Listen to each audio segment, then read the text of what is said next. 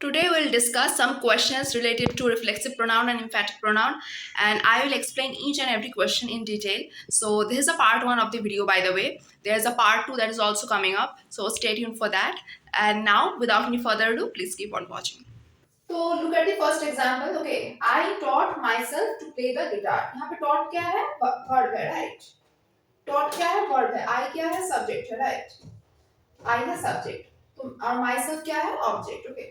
तो मैंने क्या बताया था कि वर्ब के एडजेसेंट में वर्ब के बाद जो बैठेगा तो वो रिफ्लेक्सिव प्रोनाउन होगा, राइट?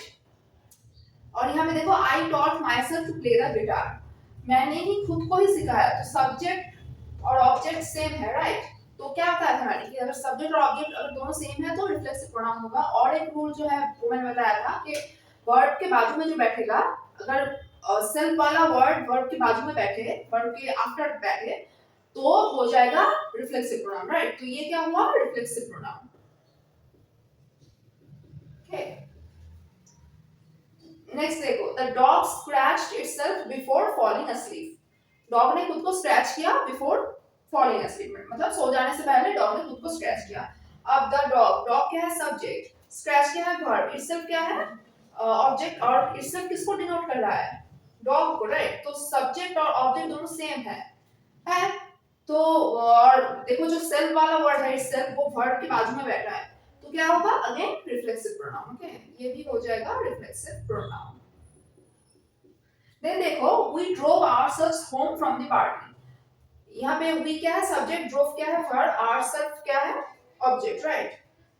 हमने खुद को ही ड्राइव करके घर में, हम खुद को ही ड्राइव करके घर पे ले गए, हम लोग खुद को। तो सब्जेक्ट जो है, ऑब्जेक्ट भी वही है, राइट? सब्जेक्ट आवरसेल्व्स किसको डिनोट कर रहा है? वी को, और वी भी आवरसेल्व्स ही है, राइट? तो ये भी क्या हो जाएगा? और वर्ब क्या है? ड्रोव है, वर्ब के बाजू में बैठा है आवरसेल्फ, सेल्फ वाला वर्ड वर्ब के बाजू में बैठा है, तो again it would be reflexive pronoun.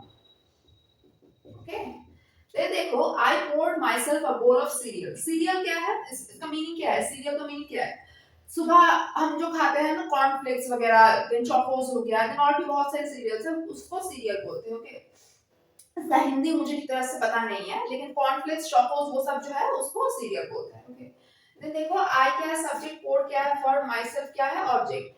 I poured myself a bowl of cereal, मैंने खुद के लिए एक बोल फुल ऑफ सीरियल, मतलब सीरियल एक बोल में ढाला है। ओके, तो आई और माई सेल्फ, सब्जेक्ट और ऑब्जेक्ट सेम है, राइट? और पोर्ड क्या है? वर्ड, पोर्ड के बाजू में बैठा है माई सेल्फ।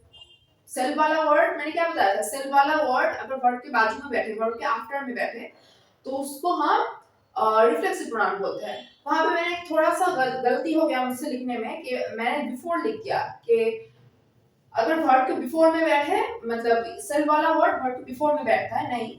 वहां पे मैंने कमेंट सेक्शन में करेक्शन भी कर दिया था कि सेल्फ वाला वर्ड वर्ड के आफ्टर में बैठता है रिफ्लेक्सिव प्रोनाउन में। ओके, और एम्फेटिक प्रोनाउन में सेल्फ वाला वर्ड सब्जेक्ट और ऑब्जेक्ट के आफ्टर में बैठता है। तो बिफोर मैंने थोड़ा सा गलती कर दिया था, so it is my bad totally.